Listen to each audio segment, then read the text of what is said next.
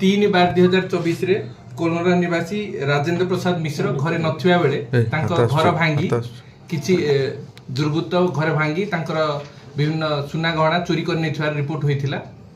ताकू आधार करी SP Rayagada monitoring रे आईआईसी चांदिली पीएस एक स्वतंत्र टीम गठन करी विभिन्न स्थान रे रेड करथिले। जो सीसीटीवी फुटेज और ह्यूमन इंटेलिजेंस जति मिलिथिला ताकू आधार करी आमे जने अक्यूज को अरेस्ट करथिलु। तार इन्फॉर्मेशन अनुसार आमे ताठारु 6 गोटी सुना मुद्दी, 3टी सुना चेन, 3टी सुना लॉकेट, 4 हळ सुना कानर, रूपा पाउची 6 हळ, गोटे रूपा चाबी पेंथा, रूपा मुद्दी 2 हळ और नगद 5300 ताटू सीज हेतिला।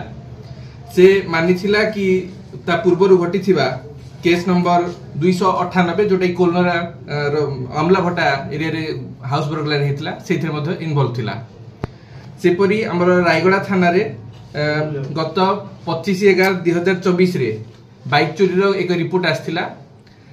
तो आईआईसी रायगड़ा टाउन नेतृत्व रे गोटे टीम विभिन्न स्थान रे चढ़ाऊ करी जने हमर फास्ट नंदकिशोर सुखचांद खकरे बोली जने नागपुर अंचल लोक धरथिलु।